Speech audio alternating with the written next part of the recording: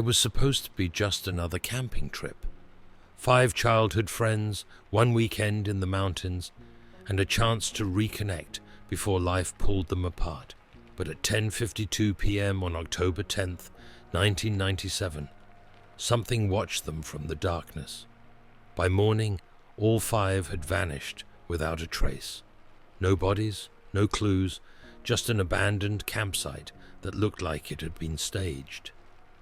For 23 years their families searched, never knowing if they were alive or dead. Then in 2020, a discovery 40 feet beneath the Colorado wilderness revealed the horrifying truth. They'd been murdered, buried alive in an abandoned mine shaft, sealed in by someone who wore a uniform and walked among us every single day. This is the story of the Pinecrest 5 and the monster who made sure they'd never leave the forest alive. Before we descend into one of the most disturbing disappearances in Colorado history, if you're drawn to cases where the truth hides in plain sight, where justice takes decades to surface, hit that like button right now. Drop a comment telling us where you're watching from, and subscribe to Cold Case Crimson. We're dedicated to bringing you the stories that law enforcement wants you to remember, the cases that demand answers, and the mysteries that refuse to stay buried. Now let's go back to October 1997, to a mountain valley that would become synonymous with one of the most haunting questions ever asked. What really happened to the Pinecrest 5? The second week of October in 1997 was unseasonably warm across northern Colorado. For 5 friends who'd grown up together in the same suburban neighborhood just outside Fort Collins, that week represented something special.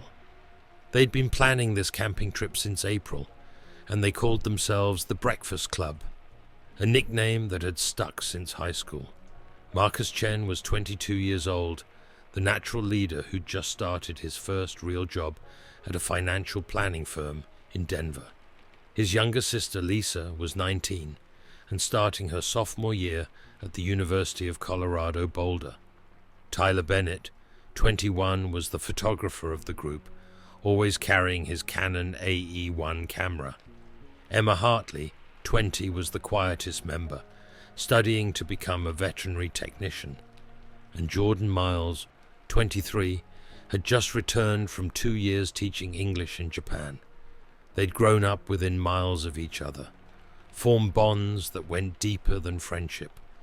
They were almost like siblings. As they got older and their interests diverged, they'd made a conscious effort to stay connected. This camping trip to Pinecrest Valley was meant to be their reconnection before life pulled them too far apart. On Thursday, October 9th, 1997, at approximately 3:15 in the afternoon, Marcus picked everyone up in his Jeep Cherokee. They stopped once at a convenience store called Mountain Mart on Highway 34. Security camera footage, timestamp 4:23 p.m., would become some of the most analyzed video in Colorado criminal history.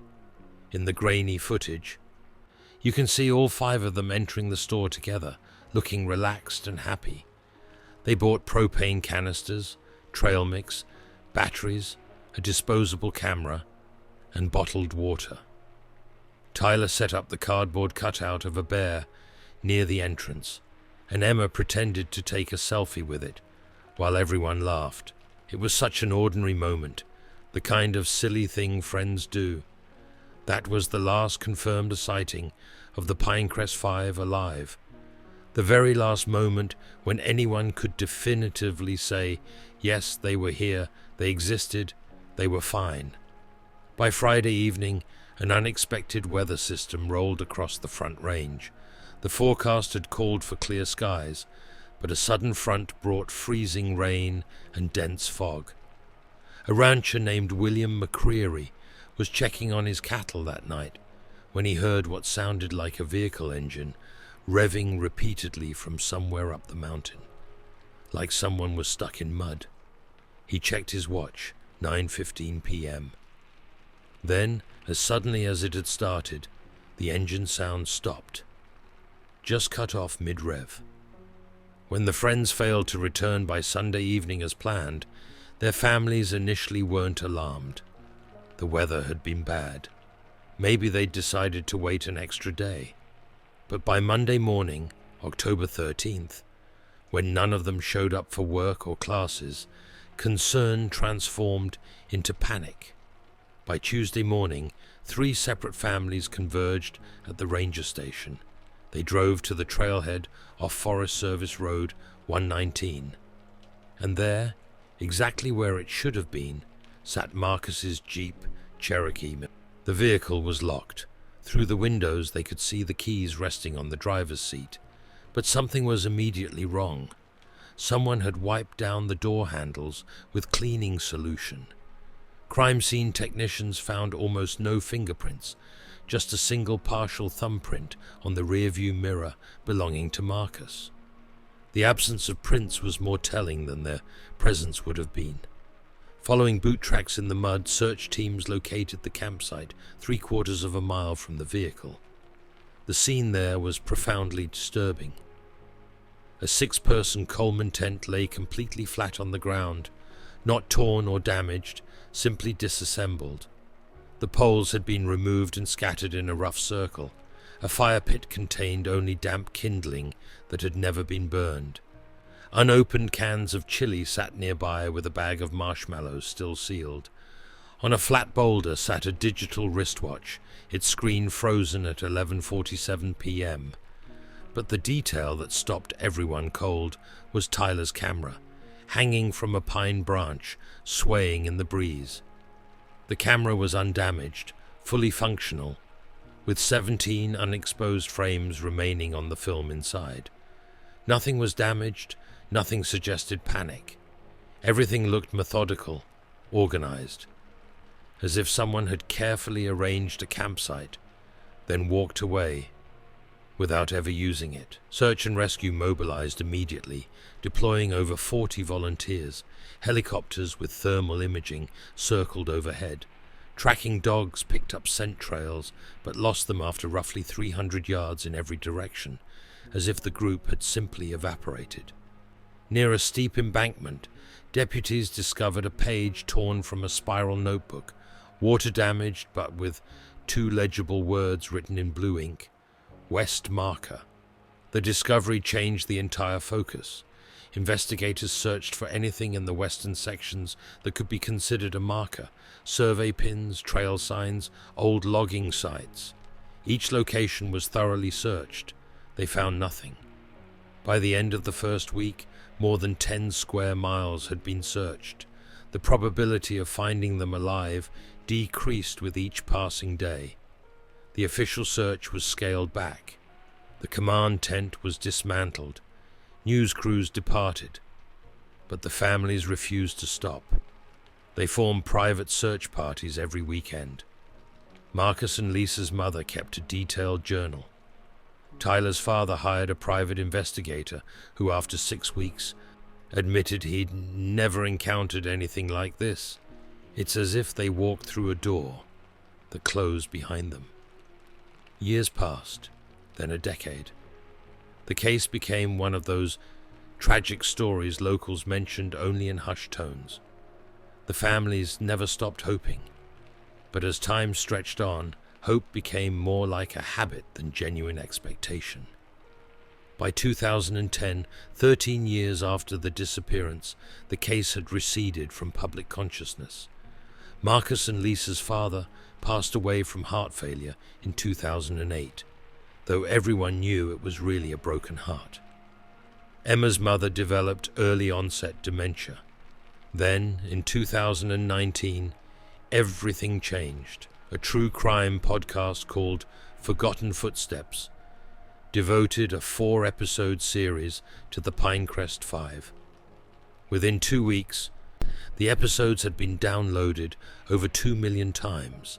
The case exploded across social media. One listener, a geology graduate student named Sarah Vickers, posted a detailed analysis on Reddit. She'd examined photographs of the collapsed tent and noticed the pole configuration suggested someone had methodically taken it down. Not wind damage, but deliberate disassembly. She'd also enhanced background images and identified what looked like an old trail or road behind the campsite. An archivist at the Colorado Historical Society found maps showing an abandoned Forest Service maintenance road from the 1960s that had been decommissioned in 1983. By 1997, it would have been overgrown, invisible to anyone who didn't know it was there. The discovery reached Detective Rachel Orozco of the Larimer County Cold Case Unit. She'd grown up hearing about the case. Her aunt had been one of the original search volunteers. In December 2019, she officially reopened the investigation. Detective Orozco began by re-examining every piece of evidence. One piece that had never been processed was Tyler's camera. The film had never been developed out of respect for the families. After obtaining permission, she sent it to a forensic photography lab. The results were remarkable. 21 exposures had been used, showing exactly what you'd expect from a camping trip. Friends laughing, setting up camp, enjoying themselves. The last photo was taken at 10:52 p.m. on Friday night, showing all five gathered around the unlit fire pit. Their faces illuminated by flashlights, but enhanced digital analysis revealed something in the deep background, a faint shape, approximately 30 feet behind the group. It appeared to be a figure, a person standing at the edge of the forest, watching them. The figure was too far away to identify, but forensic specialists confirmed it was almost certainly human. If you're still watching at this point, drop a comment with, "I'm still here." Let's see who's truly following this shocking story. And if you haven't already, make sure you're subscribed to Cold Case Crimson, because what we're about to uncover gets even more disturbing.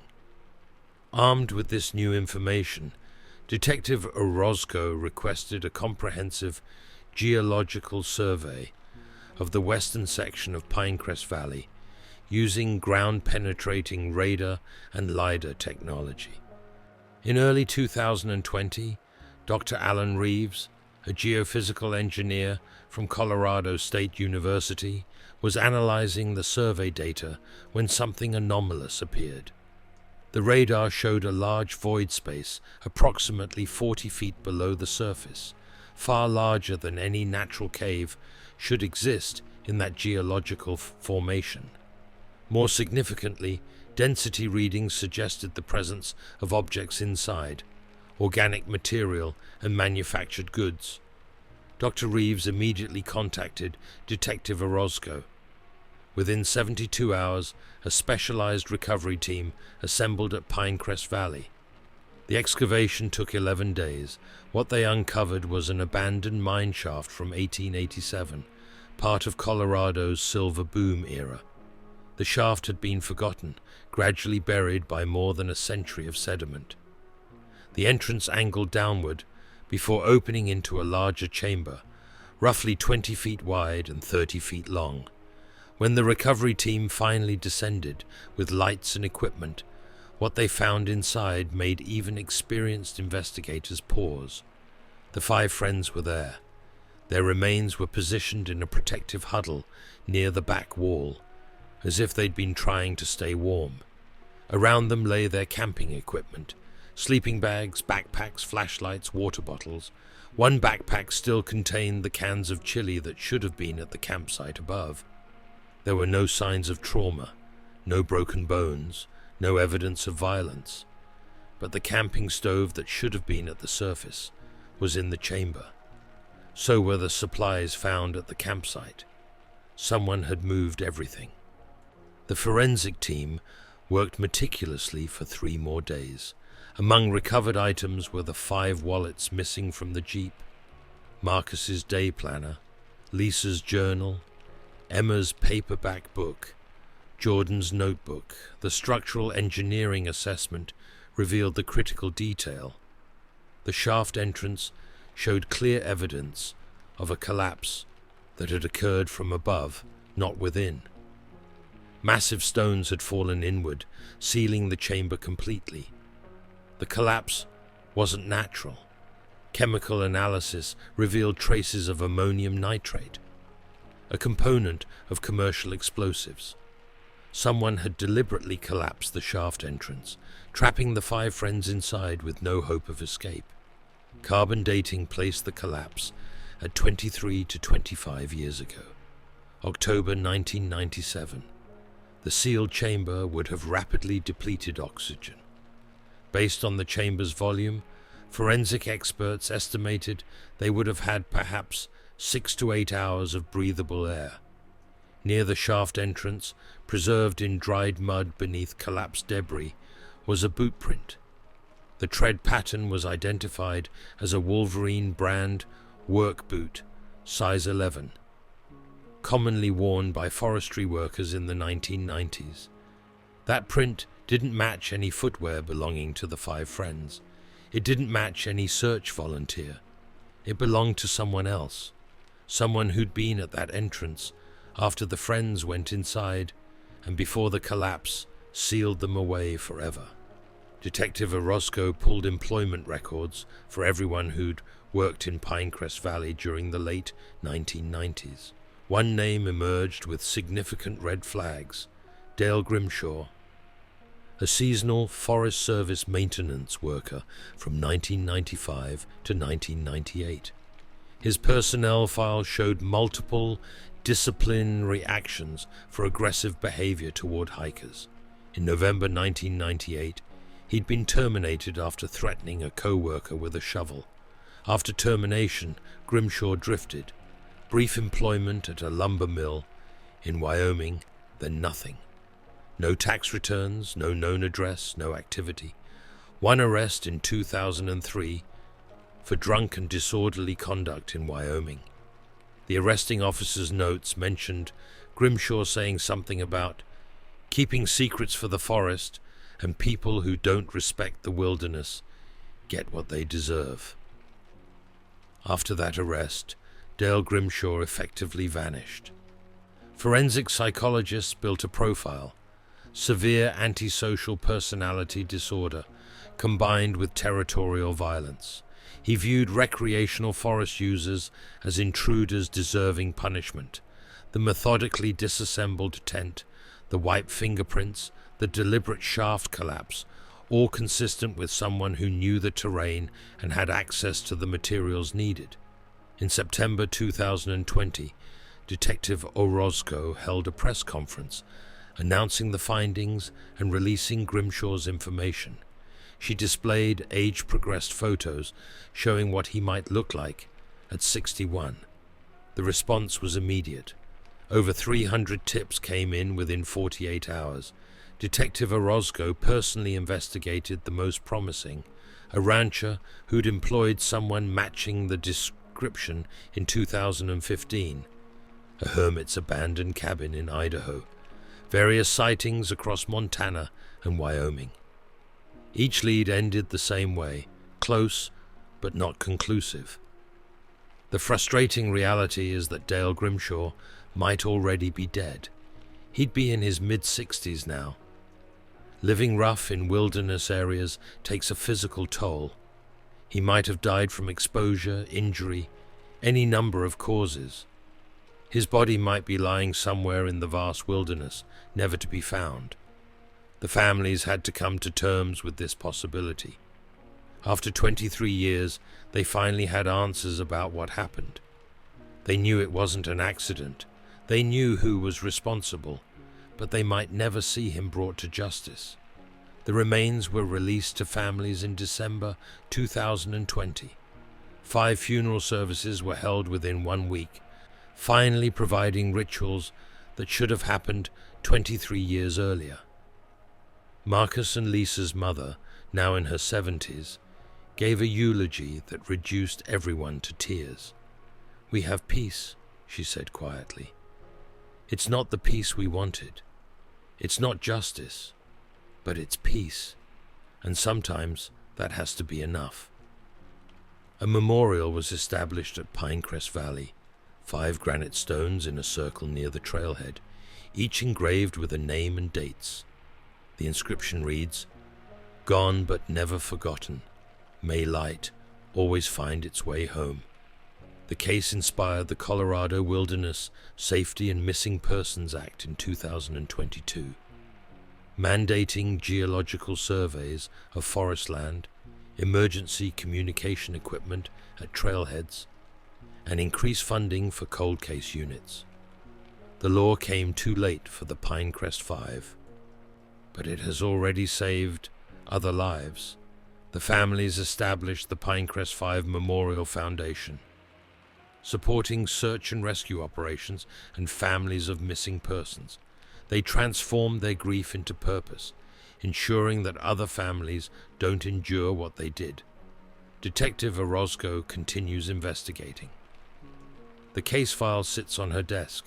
She checks it weekly, following every new lead. Dale Grimshaw's name remains on wanted lists across 12 states. His photograph circulates through law enforcement databases. In 2023, a hiker in Montana found an abandoned campsite with a Forest Service patch and a work boot, matching the description. By the time investigators arrived, any trail had gone cold. The search continues. Grimshaw might be out there somewhere, knowing what he did, living with that darkness. Or he might already be gone, having escaped earthly justice entirely. Today, if you visit Pinecrest Valley, you'll find a place that looks much as it did in October 1997. Pine trees tower overhead. The creek runs clear over smooth stones. Hikers still come to walk the trails. But the 5 memorial stones stand as permanent reminders of what can be lost there, of how wilderness holds dangers that aren't always natural, of how sometimes the greatest threat isn't a wild animal or treacherous terrain, but the darkness that can exist in a human heart. The families visit every October. They don't speak much anymore during these pilgrimages. They simply stand together at the memorial stones, listening to the wind, the same wind their loved ones heard on their final night. And in the silence of that forest, something profound happens. The names on those stones, Marcus, Lisa, Tyler, Emma, Jordan, become more than markers of absence. They become affirmations of existence, proof that these people lived, that they mattered, that they're remembered. Memory becomes its own form of justice. Being remembered, truly, fully, completely, becomes a way of never really disappearing at all. The Pinecrest 5 are gone, but they are not forgotten. And as long as their story is told, as long as someone speaks their names and remembers what was taken from them, they remain. They deserve decades they never got. They deserved careers and families and all the ordinary joys that make up a human life. Someone took all of that from them. That person might never face earthly justice, but the truth is known now. The mystery is solved. And the 5 young people who died together in darkness have been brought back into the light. If you've stayed with us through this entire devastating journey, we want to hear from you. Drop a comment sharing your thoughts. Do you think Dale Grimshaw is still out there somewhere? What impact did this case have on you? Your voice matters. Your engagement keeps stories like this alive. And if this story moved you, if it reminded you of the importance of never giving up on the missing, then please hit that subscribe button for Cold Case Crimson. Share this video with someone who needs to understand that justice, even delayed, is worth fighting for. And most importantly, remember these 5 names: Marcus Chen, Lisa Chen, Tyler Bennett, Emma Hartley, and Jordan Miles. Say them out loud. Write them in the comments. Keep their memory alive, because that's the one thing no one can ever take away. This has been Cold Case Crimson. We bring you the stories that demand to be told, the cases that refuse to stay buried, and the mysteries that deserve resolution. The Pinecrest Five waited 24 years for their story to be told completely. We'll continue telling stories like theirs until every missing person is found, until every cold case gets the attention it deserves, until justice, however delayed, finds its way home. Marcus Chen, Lisa Chen, Tyler Bennett, Emma Hartley, Jordan Miles. May they rest in peace. May their families find comfort, and may we never forget what was taken from them on that October night in 1997.